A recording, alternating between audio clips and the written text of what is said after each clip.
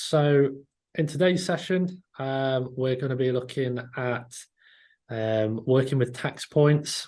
Okay, it can be one of those areas which cause a little bit of confusion. So we're going to look at some questions. I'm going to look at how we approach certain scenarios. Hopefully that will be useful for us. The plan of the session is, so this is our first live session that we're launching for level 3. We do hope to do more going forward, and we'll be looking at different topics, but we do also welcome your feedback as well. So if there's anything that you guys feel you'd like to have another session on, just let me know after, and it's something that we might be able to look at. We are going to record this session today, and that means we'll be able to send the video out to you guys so that you can use this as an extra resource. Because we are recording it and we've got to comply with GDPR, I'm going to have to mute you while we're going through the session, but we will have a bit of a Q&A at the end if there's any questions that anyone has.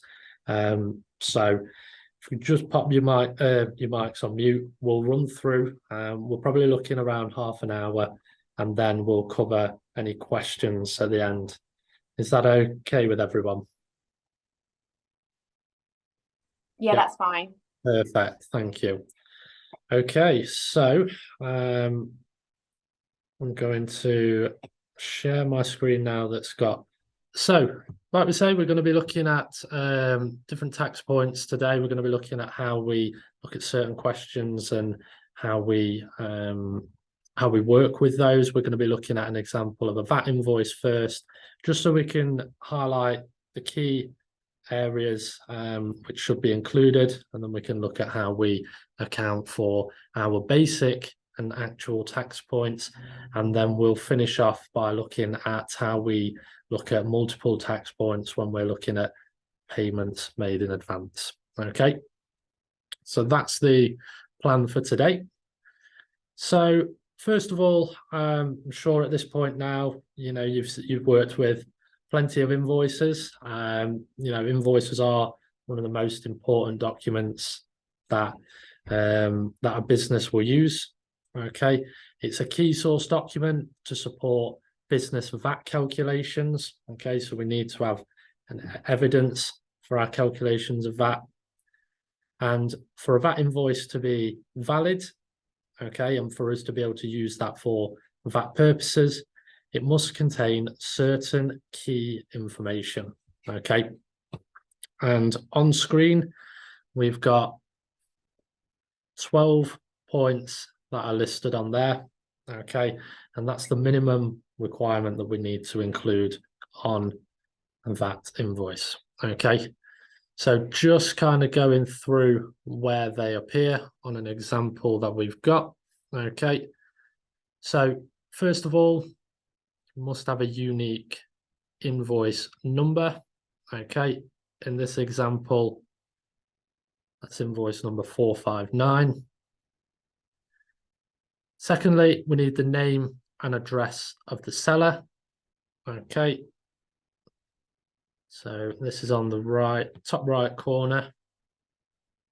Okay, we need the seller's VAT registration number. Okay, so that needs to be included. I've got that there. The name and address of the purchaser. So this is who it's going to. I've got this in the top left. Okay, and then number 5 is the invoice date, which we've got here, and the tax point if different. Okay, and it's those tax points that we're going to be looking at after.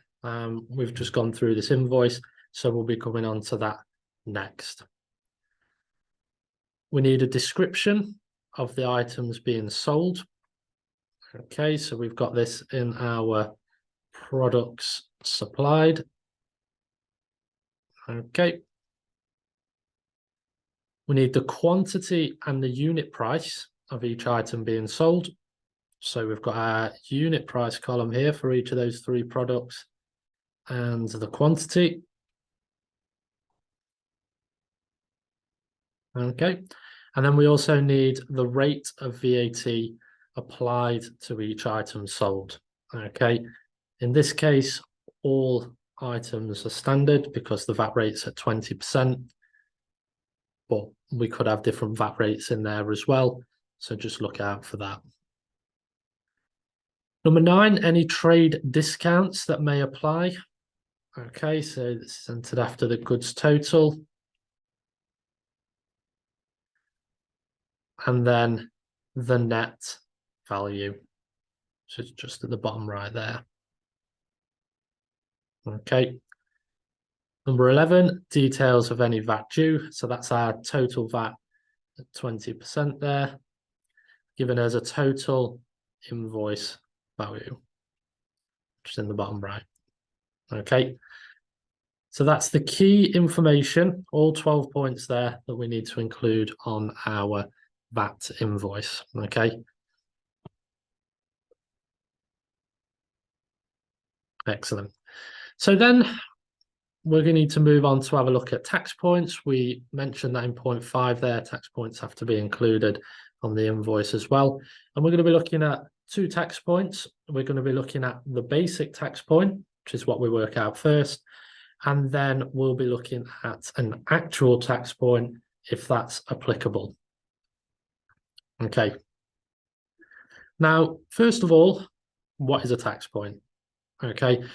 So a tax point basically determines which VAT period that the VAT is payable to HMRC or when the VAT is reclaimable from HMRC. Okay. And this is particularly important when we're coming up to our VAT period end date. Okay.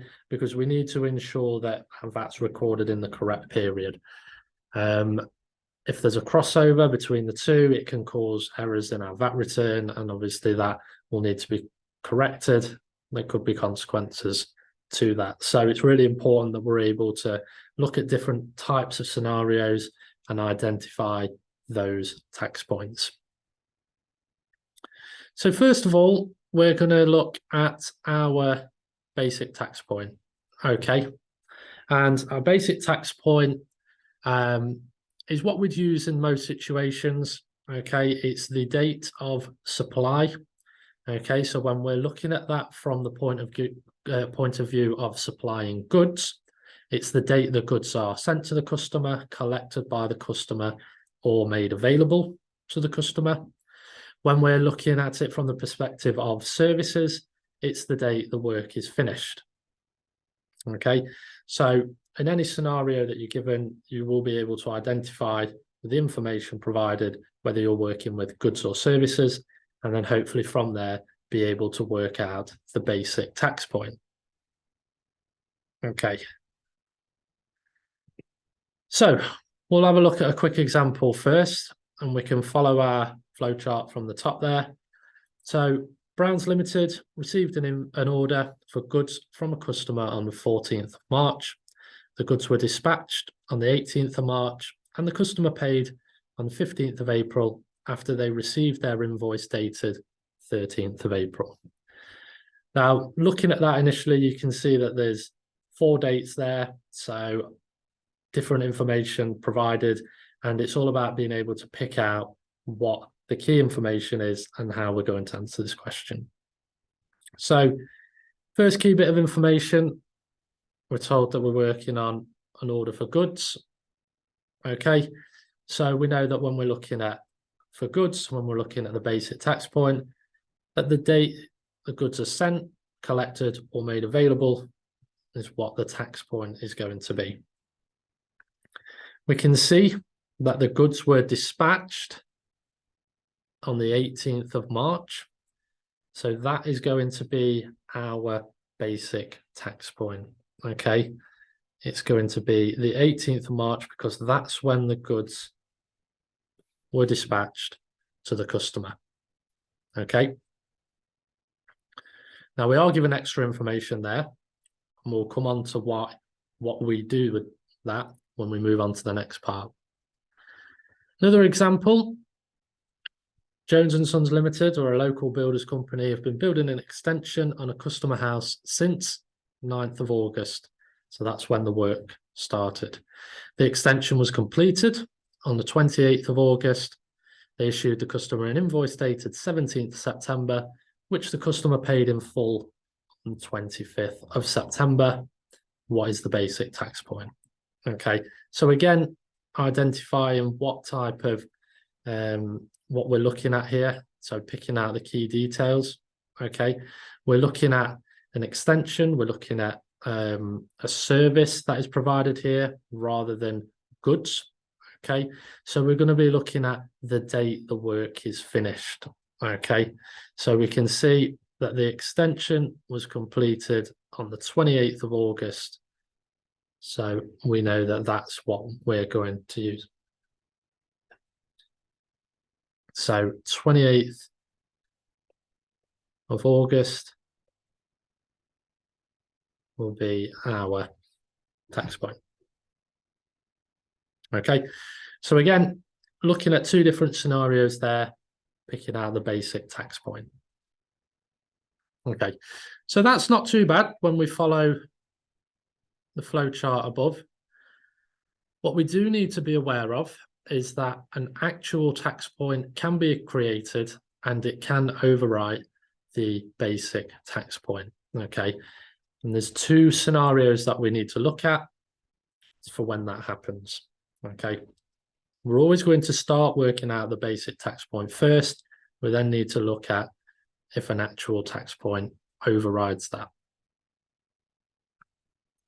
Okay, so an actual tax point, okay, this can overwrite a basic tax point if an advanced payment is made or if a VAT invoice is issued within 14 days of the basic tax point.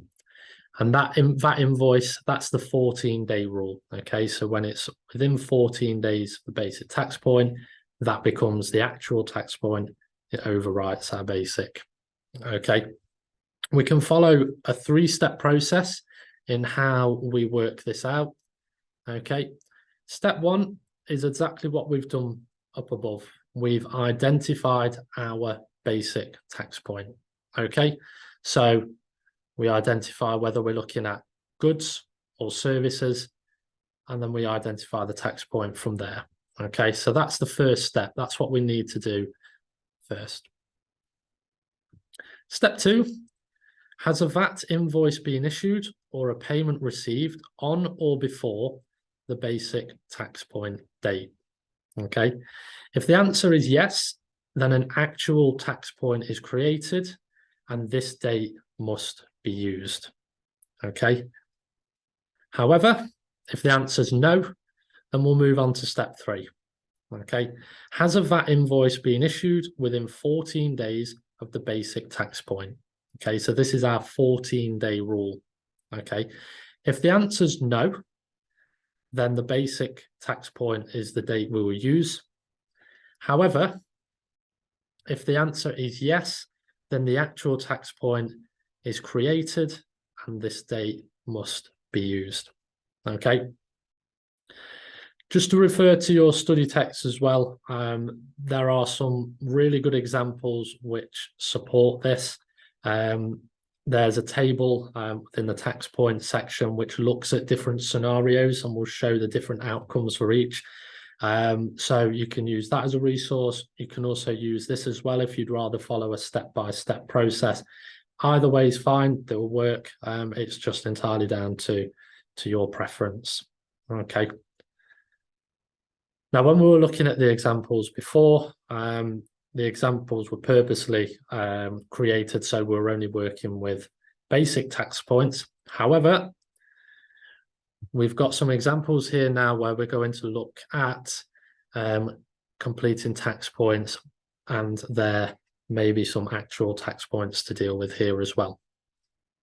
Okay, so we've got to complete the table below to show the tax points. All supplies are standard rated goods. Okay, so we're dealing with goods. Okay, so we're looking at identifying our basic tax point first. We're dealing with goods. It's going to be the date that goods are sent, collected, or made available. Okay, now the information that we've got here, we've got a delivery date. Okay, so this delivery date is going to be our basic tax point. Okay,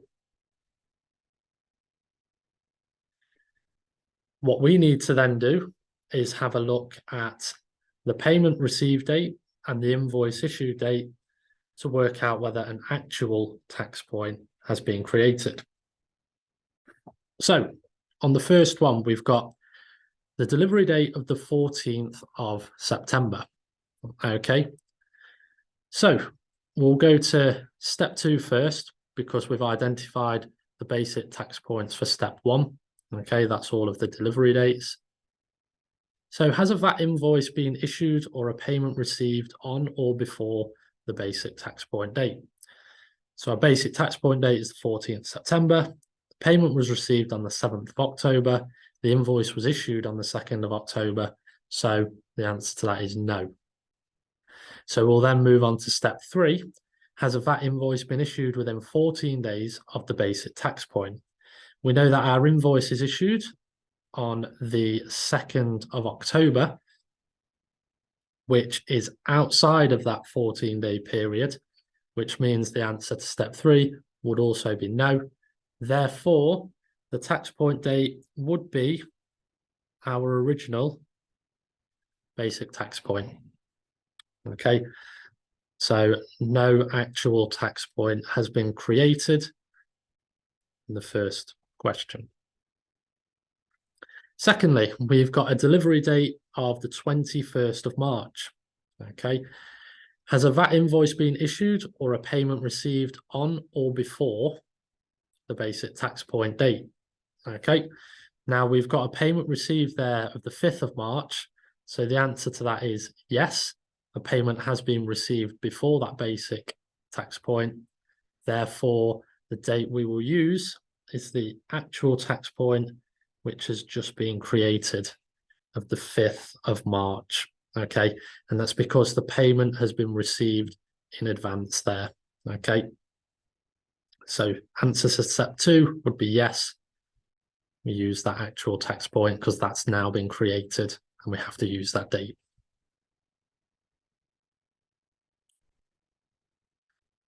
Third one, the delivery date is the 14th of November. Okay, has a VAT invoice been issued or a payment received on or before the basic tax point date? Payment received on the 17th and the invoice was issued on the 12th, which means the answer to step 2 is no. So we'll move on to step 3. Has a VAT invoice been issued within 14 days of the basic tax point? The answer to that is yes. The invoice was issued 6 days after the delivery date.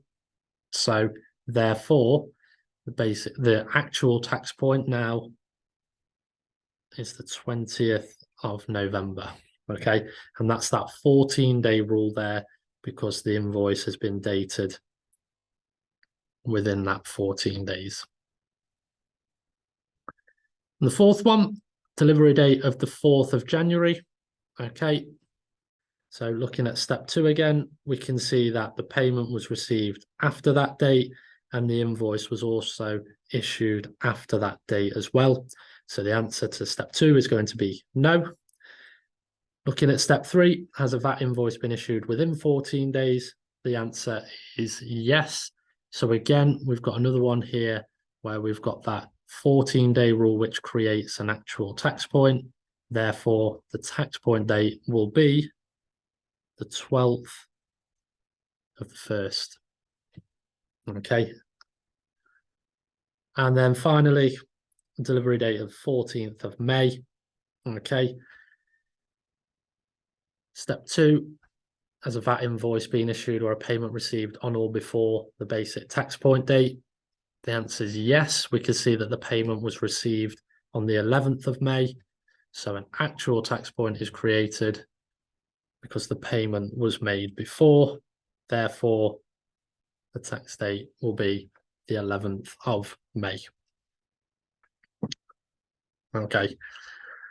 So this flowchart will help you kind of work out these questions. Okay, first step is always to identify the basic tax point. Okay, that's where you're going to start.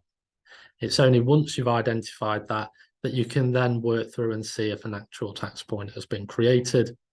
And again, you can follow the step-by-step process there, which will help you identify those in the questions.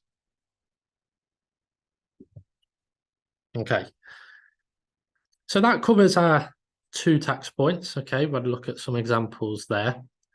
Now, one of the other situations that you might come across are any deposits or payments which are paid for in advance. And usually this will result in multiple payments being made.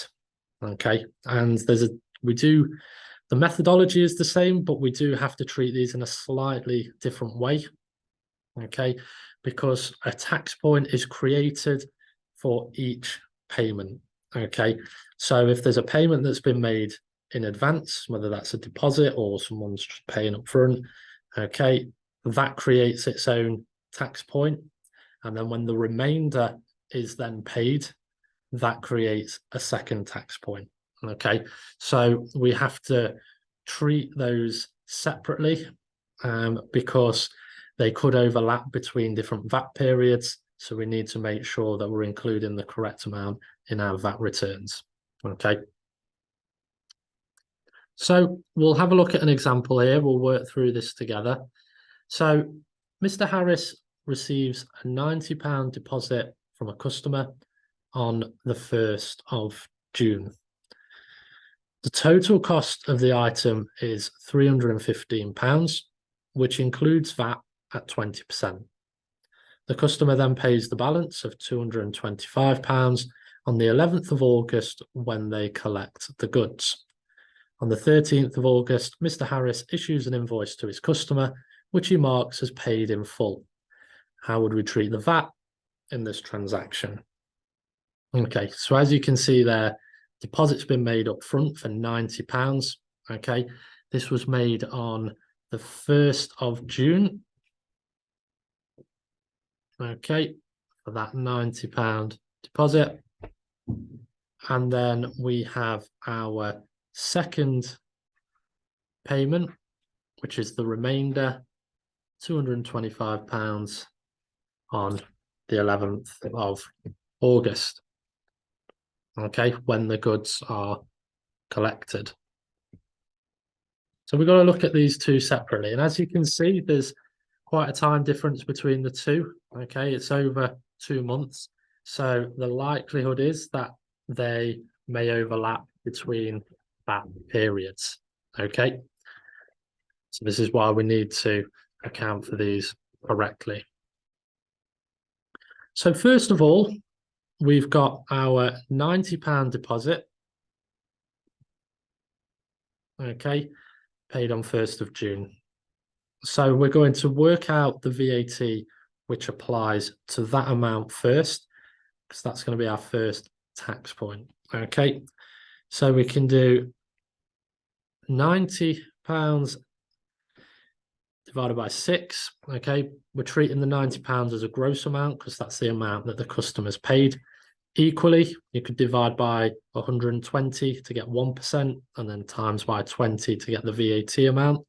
Either method works. It's your preference and how you choose to do it, which should give you a VAT amount of £15. Okay, so that's our first tax point there. Okay, from that deposit made on the 1st of June. Okay. Now, the second tax point is then created on the 11th of August. Okay. So let me just note that that's our first tax point on the 1st of June. Okay.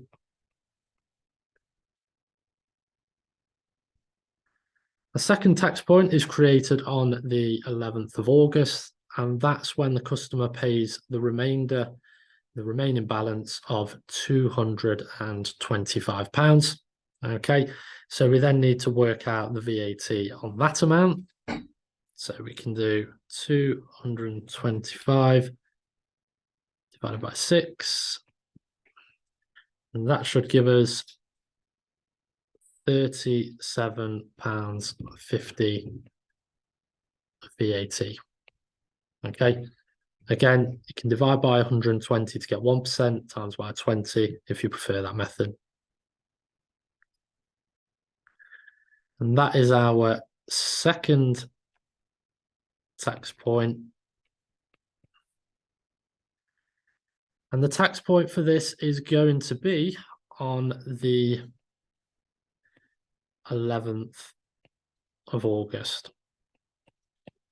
Okay, so the same rules apply as we've worked above. Okay, now another key part of this question, which we have to be aware of, okay, is that the balance has been paid when they've collected the goods. Okay, so just going back up to the top, okay, we know that our basic tax point is going to be the date the goods are sent or collected. Okay, we know that that's collected. Okay, that's going to be our basic tax point, and we know that the payment has been received on that date. Okay, so our tax point for the second transaction is the 11th of August. Okay, if the final payment was made after the goods were collected, then that's when we'd need to look at the 14-day rule, okay, and follow that step-by-step process, okay. But the invoice wasn't sent to the customer until the 13th of August, when it had been marked as paid in full. Okay, so again, the payment was before the invoice was sent out. Okay, and that's how you treat deposits and payments in advance. You'd still follow the same rules, but obviously you're going to have multiple tax points for those transactions. Okay.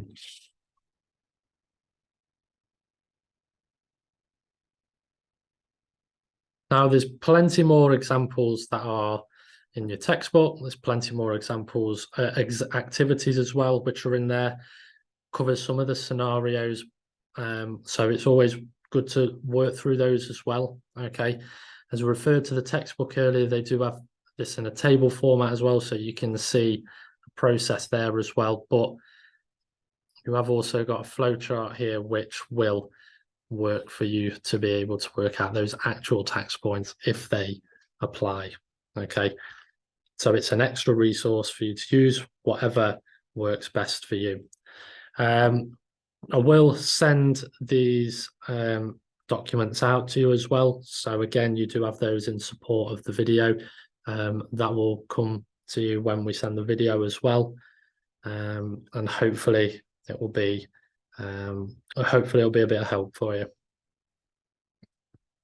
Okay, so we've actually covered everything within this session on tax points and the VAT invoice. Okay. Does anyone have any questions at all on anything we've covered? Is anyone unsure of anything, or is everyone happy with how we've done that?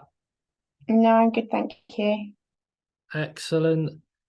Excellent. Anyone else? Anyone else got any questions? If you don't want to speak up, that's absolutely fine. You can pop it in the Q&A. All good, thank you, Kat. No? Okay, that's absolutely fine if that's all okay. We are looking at potentially rolling out some more of these sessions. So if you guys wouldn't mind just dropping us an email, just giving us a bit of feedback on how you thought, the format of today's session's been, how it's flowed, if you found it useful. If there are any particular topics that you might want to focus on. We've got a few topics in mind which we'd like to possibly put forward, but obviously we'd like to hear what you think as well and what you would think would be most beneficial. So yeah, please, do give us some feedback so we can work on these as well. If there's anything else that you're unsure of, or if you have any further questions and you want to ask outside of this call, then that's fine. Drop us an email or give us a call. I'd be more than happy to go through any of those with you. Excellent. Okay, if there's no further questions, then we can call it a day here. Thank you so much, everyone, for dropping in today. Really appreciate it, and I hope that was useful. Thank you very much.